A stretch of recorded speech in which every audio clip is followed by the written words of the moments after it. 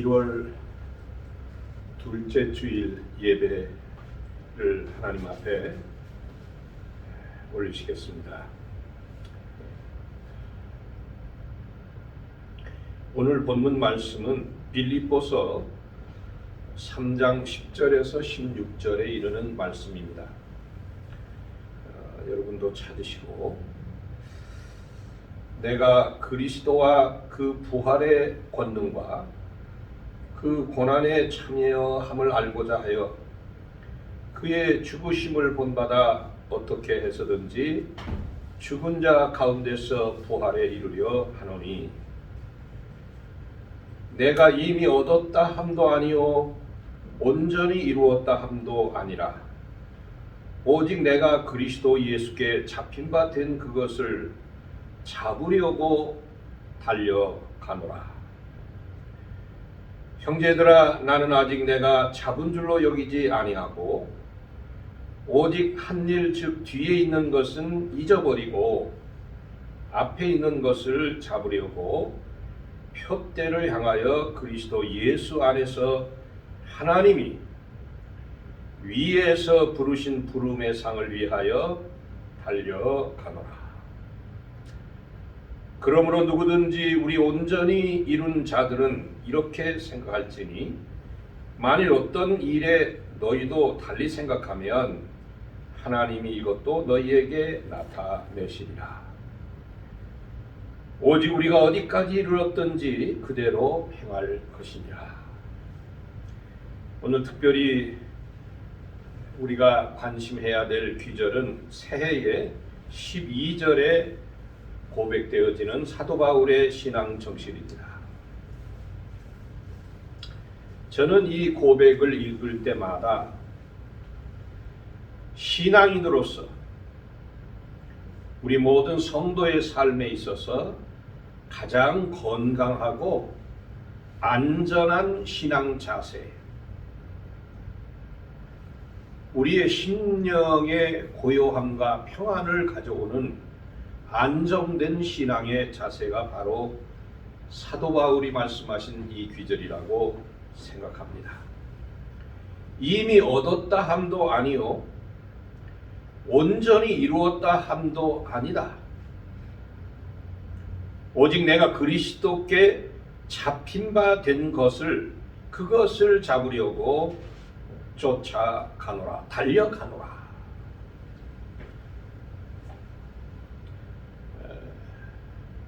제가 명색이 바울 신학을 전공한 사람입니다.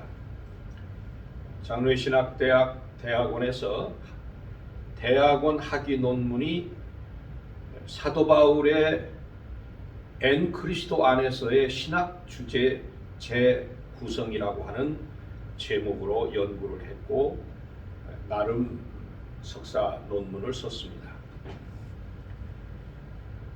엔 그리스도, 엔 큐리오, 헬라 말인데요, 그리스도 안에서 또는 주 안에서라고 하는 표현이 사도 바울이 남기신 모든 글 가운데 가장 자주 등장하는 그런 언어이기 때문에 이 언어 속에 담겨진 신학적 주제들이 과연 사도 바울 전체를 꿰뚫어 볼 수 있을까 재구성하여 사도 바울을 여기 있는 우리들의 스승과 같은 모습으로 가까이 해석하여 당겨보자, 그런 취지였습니다.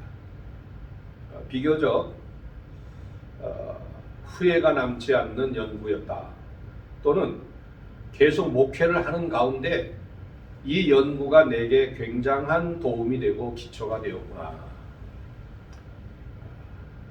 다행스러운 논문 주제였고, 또 연구하고 노력한 그 일의 결과가 일평생 목회에 도움이 되었다니 얼마나 다행스러운 일일까. 그런데요, 카나다 토론토 대학에서 그 박사 논문 주제를 dissertation, 디펜스라고 합니다. 그래서 박사 논문을 어떤 구조로 작성을 하고 어떤 주제로 전개하고 어떤 결론으로 나가겠다 하는 것을 거의 박사 논문의 전개 구성을 다 이렇게 문서로 만들어서 7개 신학대학의 이 분야에 제가 전공한 분야에 사도 바울의 전공하신 대학자들이 5분이 Doctoral Committee라고 해요. 학위 수여 위원들이라고 말할 수 있겠죠. 논문 심사위원들. 거기 패스를 했어요. 근데 그때 논문 제목도 사도 바울의 신비주의에 대한 새로운 이해, 역시 사도 바울에 대한 연구에 집중하려고 노력을 했습니다. 알버트 슈바이처라고 하는 아프리카에 헌신했던 그 유럽의 대신학자요, 바흐 음악의 음악가요, 또 의학 박사, 메디컬 닥터였습니다. 이 세 개의 의학 박사, 신학 박사, 음악 바하 연구 대가였습니다. 그야말로 유럽을 떠들썩하게 휘두르던 알버트 슈바이처가 쓰신 책에 보면 사도 바울의 신비주의라고 하는 그 주제에 방대한 그 저술이 있는데, 지금도 이 분야의 연구는 다 이 책에 근거하고 있다, 이렇게 볼 수도 있겠습니다. 이 토론토 대학에서도 역시 신비주의, 엔 그리스도라든지 그리스도 안에서 주 안에서 이렇게 반복한 그 단어 속에는 그리스도만 나타나고 자기는 나타나지 않는다는 거예요. 사도 바울 자신의 이야기는 뭐 자랑할 것도 없고 어디 뭐 특별한 색깔도 안 나와요. 주로 예수 그리스도 안에서 또는 그리스도 안에서 또는 주 안에서, 주 안에서라고 하는 귀절은 사실은 그 메이저 재료는 아니에요. 주 재료는 아니란 말씀이에요. 예수 안에서 또는 예수 그리스도 안에서 이 두 가지 용어만 하더라도 얼마든지 사도 바울의 그의 신앙세계 또는 신학의 구조를 들여다볼 수 있겠다. 거기에 핵심은 박사 논문의 포커스를 그 초점은 어디다 두려고 했느냐면 신비, 사도 바울이 말하는 신비는 뭐냐? Christ mysticism, 그리스도 신비주의. 한마디로 인간 바울은 없고 그리스도만이 사도 바울에게는 거룩한 신비로 나타나 일생 그를 지배하셨다, 이런 개념이옵시다. 이런 의미에서 생각해 보면 오늘 빌립보서 3장 12절에 이미 얻었다 함도 아니요 온전히 이루었다 함도 아니다. 내가 그리스도 예수께 잡힌 바 돼. 여기도 그리스도 예수입니다. 그가 그토록 좋아하고 입에 달고 살았던 그리스도 예수, 이분에게 잡혀 있는 바를, 그것을 잡으려고 달려가노라, 쫓아가노라.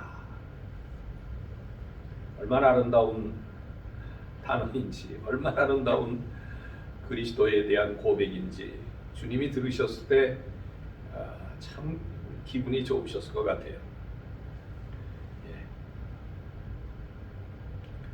어쨌든 공부를 많이 했던 적게 했던 간에 책은 엄청나게 수집을 했습니다. 여러분, 토론토 대학은요, 각 교단의 7개 신학대학들이 최고 학부 석사 박사 과정에서는 토론토 스쿨 오브 티올로지라고 해서 TST라고 하는 연합 컨트롤 타워가 있어요. 그러니까 토론토 대학 전체의 신학대학의 최고 학위 과정에 있는 학생들은 공동으로 관리한다는 거예요. 7개 신학대학 그 교수체에서. 근데 여기에서 제가 이 논문을 이렇게 디서테이션 그 프로세스를 그 디서테이션 디펜스라 그러는데 그걸 방어 어떻게 이 주제를 가지고 전개하겠느냐 이게 질문들을 하는데요. 이걸 다 해냈어요. 그래서 아주 좋은 성적을 받았는데 그러다 보니까 책들을 얼마나 많이 미친 듯이 책을 수집하고 노량진에 있는 조그마한 연립을 팔아다가 전부 책 샀습니다. 지금도 공박을 받아요. 장가갈 때 처갓집에서 좀 마련해 줬던 걸로 집을 샀었는데 다 팔아가지고 정말 저는 그때는 학문하는 거 외에는 뭐 눈에 보이는 게 없었으니까요. 그러니까 틈만 나면은 그 신학 서적 책방을 달려가는 겁니다. 여기저기 있죠. 큰 신학 대학의 그 북스토어에 가면은 그 신학 그 섹션이 있어요. 새로 나온 거, 또 그리고 그 새로 나온 책들의 그 정보들을 가지고 가서 그 수집하고 나는 좋다, 중요하다 이름이 언급되면은 도서관에 달려가서 그 책들을 전부 이렇게 빌려서 그 세인트 마이스 칼리지라고 하는 카톨릭 그 세계 3대 교황청 직속 그 신학부가 있는데 거기에는 건물이 너무 좋습니다. 그래서 박사과정 학생들에게는 한 방을요 큰 그 홀만큼 큰 방을 이렇게 6개월씩 또는 1년씩 그 이렇게 빌려줘요. 등록금에 다 포함되어 있는 거죠. 그러면 거기다 쫙 싸놓고 그걸 다 이제 긴급한 대로 그걸 연구도 하고 또 읽고 또 써내기도 하고 잘 안 되겠다 소화가 안 되는 부분들이나 이거 꼭 있어야 되겠다는 건 전부 복사 그 대학 앞에 책을 복사해주는 그 복사 그 회사가 있는데 거기다 맡겨놓으면 지금도 우리 광성교회 서재에 가득 있었는데 1년 전에 영어하는 어느 누구에게 그걸 다 갖다 소화를 하도록 넘겨주었습니다. 돈이 엄청 많이 들어갔습니다. 여러분 그거 다 복사해서 필요하면 언제든지 읽을 수 있는 그 200년 동안의 신약학의 그 사도 바울의 연구 재료들을 다 수집했다고 말할 수 있습니다. 어쨌든 간에 짧지 않은 긴 세월 동안 대학원에서 박사과정까지 마치는 과정, 교수하는 과정 전체 속에서 항시 사도 바울을 입에 달고 살았죠. 가르치기도 하고 또 뭐 이렇게 여러 가지 방법. 어쨌든 긴 세월 동안 사도 바울을 묵상하고 살아왔습니다. 그런데 제가 지금 좀 개인적인 주장일지 모르지만 제가 이 학문과 신앙의 세계 속에서 만난 모든 하나님의 사람들, 인물들 중에 사도 바울은 예수 그리스도를 가장 많이 사랑한 인물이다라는 이런 정의를 그래서 제가 사도 바울을 개인적으로 몹시 존경합니다.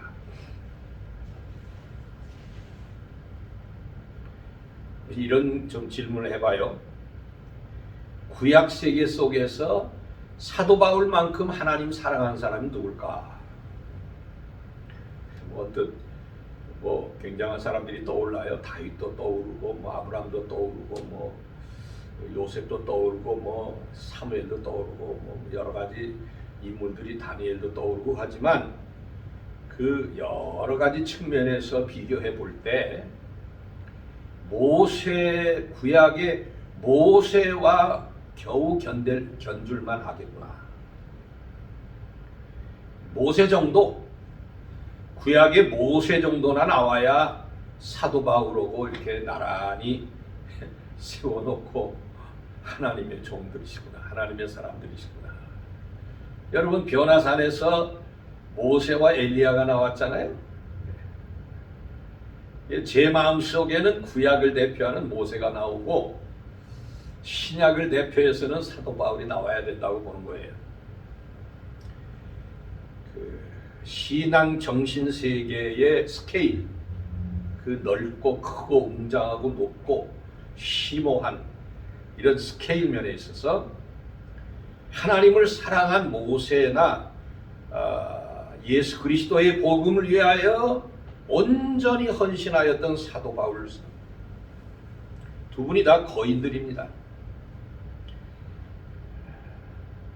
모세는 이스라엘을 구원한 한마디로 국부라고 말할 수 있고, 사도 바울은 소아시아와 마케도니아, 유럽 대륙을 구원하는 복음의 대표 사도다, 이렇게 표현할 수 있습니다.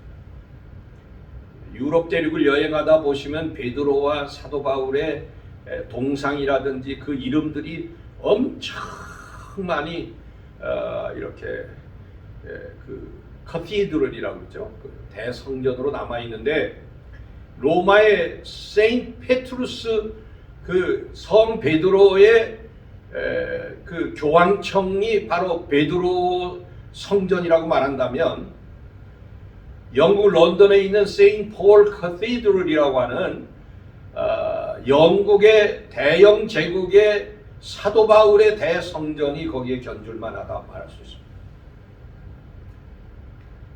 프랑스의 노트르담 교회가 있죠.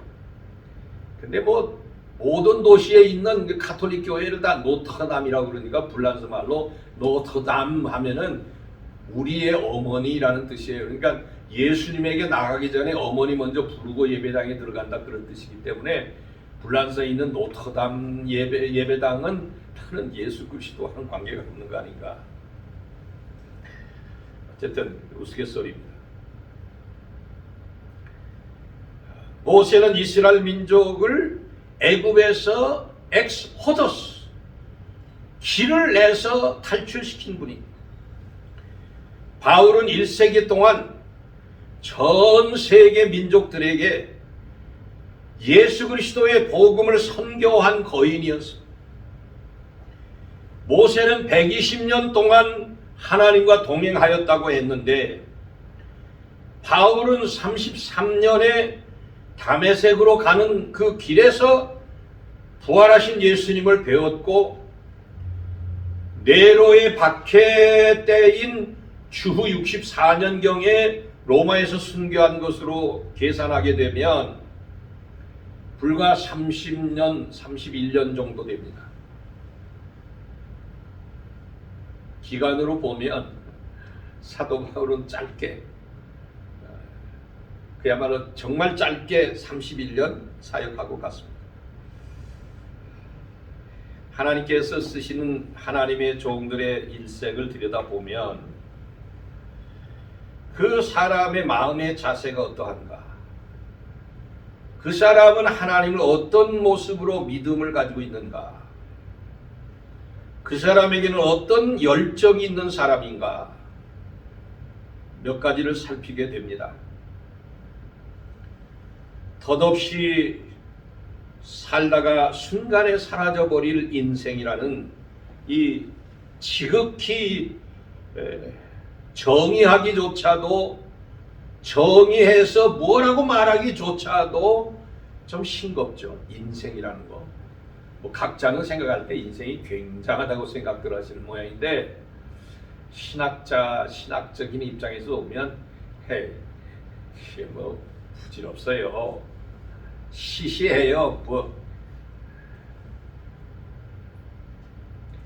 겨우 뭐 시집가고 장가가서 자식들 낳고 길러냈다가 늙어서 이제 하늘나라 간다, 그거죠. 인간이라고 하는 존재를 그렇게 거대하게 평가하고 그렇게 과대하게 보지 마세요. 하나님 손에 받쳐 쓰여지느냐 못 쓰여지느냐, 하나님 손에 붙잡힌 사람이냐 아니냐. 2021년 하나님 손에 붙잡힌 여러분들 되시기를, 하나님이 어떻게 보시느냐를 이제부터 많이 마음에 두시고, 큰 신앙의 거인들의 갔던 그 길을 마음에 담고자 하는 노력을 새해 아침에 새해의 둘째 주일 예배 시간에 같이 생각하자는 것입니다. 모세는 율법을 통하여 인류에게 유일 신앙을 가르친 분이었습니다. 사도 바울은 나사렛 예수 그리스도 죽으시고 3일 만에 부활하셔서 승천하신 하나님의 독생자의 복음을 온 유럽 대륙에 아시아 대륙에 선포한 인물이었습니다. 결과로 보자면 가나안에 입성하는 여호수아 휘하의 12지파와 가나안 땅, 사도 바울이 휘젓고 돌아다녔던 세계는 전 소아시아 대륙과 마케도니아 반도 저 스페인까지 지도를 놓고 보시면 당시 문명 국가는 하나도 빠짐없이 다 휘젓고 다닌 분이 사도 바울이었다는 사실입니다. 사랑하는 광성교회 가족 여러분, 하나님 손에 붙잡혀 사는 일의 영광이 무엇인가를 새해에 심각하게 생각해 주시기를 호소합니다. 하나님 손에 붙잡히는 거 거북하다고 느끼는 사람이 있을 수 있어요. 나는 거기까지 못 갑니다. 그렇게 뒤로 제키는 사람도 있을 수 있어요. 그러나 이제 세월이 많이 갔습니다. 우리 광성교회도 25년이 지나갔습니다. 여러분은 어린이들이 아닙니다. 신앙의 초보를 다시 밟는 그런 성도들이 되어서는 아니 될 것입니다. 그래서 제가 제시하는 3가지 사도 바울의 생활의 자세의 특징을 좀 말씀드립니다. 첫째는 나그네 정신이 사도 바울의 삶을 지배했다. 12절의 말씀과 같이 그리스도 예수께 잡힌 바 된 그것을 붙들고 놓지 않으려고 금덩어리보다 귀하게, 보물보다도 귀하게, 결혼반지보다 귀하게, 집문서보다 귀하게 이걸 부여잡고 앞으로 달려나가는 자세, 나그네 자세입니다. 얼쩡거릴 세월이 없습니다. 불현듯 세월이 갑니다. 저와 여러분들이 만난 시간이 1995년 3월이었습니다. 그때 제 나이가 45, 아마 여러분 나이가 되었습니다. 저를 바라보십시오. 제 머리가 허옇죠. 세월이 이렇게 빠르게 지나갑니다. 사도 바울의 자세, 삶의 자세의 특징의 2번째는 빈 마음의 자세, 비워진 마음을 정상으로 가꾸고자 하는 마음. 뭐든지 찌꺼기가 마음에 남아있으면 견딜 수 없는 것입니다.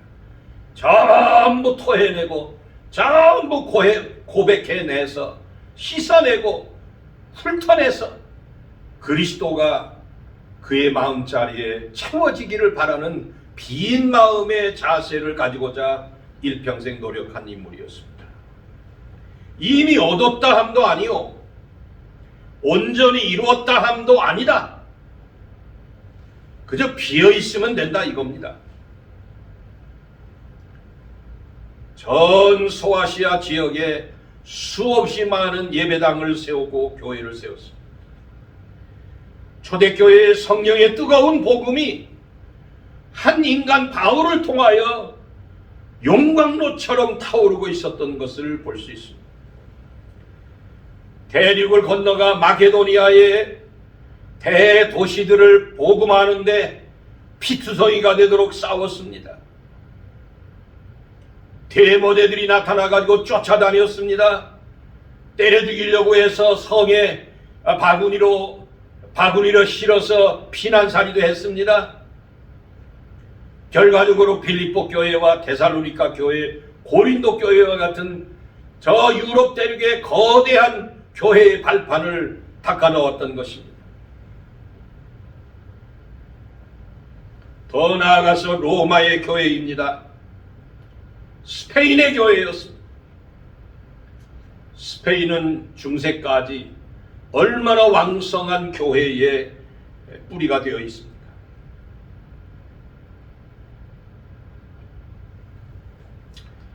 세 번째는 뜨거운 열정, 꺼지지 않는 삶의 열정이 사도 바울의 삶의 자세, 바로 세 번째 특징이옵시다.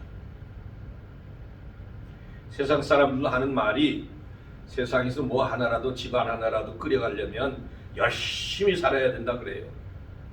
그래서 좀 남보다 조금 낮게 살려면요 지독하게 부지런해야 된다고 말들 합니다.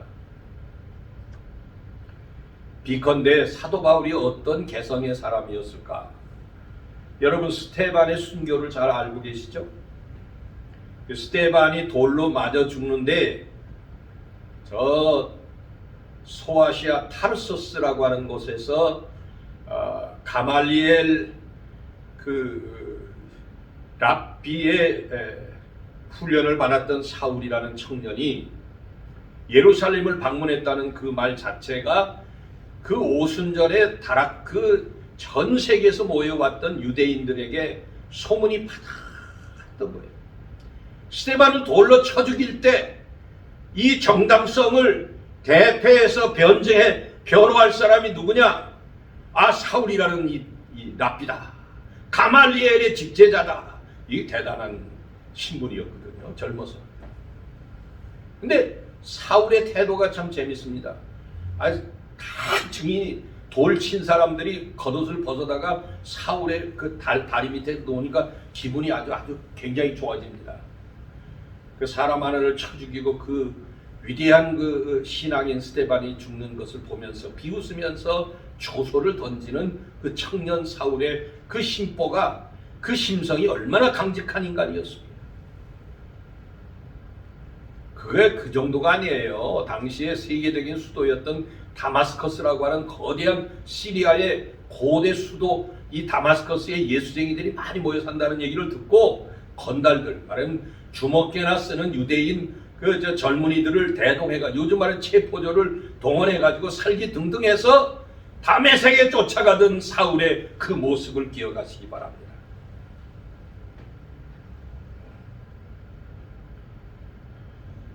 나그네 정신,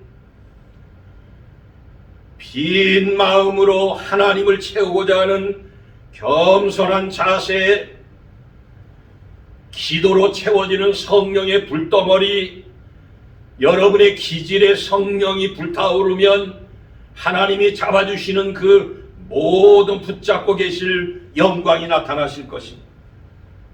새해에 하나님의 성령께서 우리 광성교회 가족들에게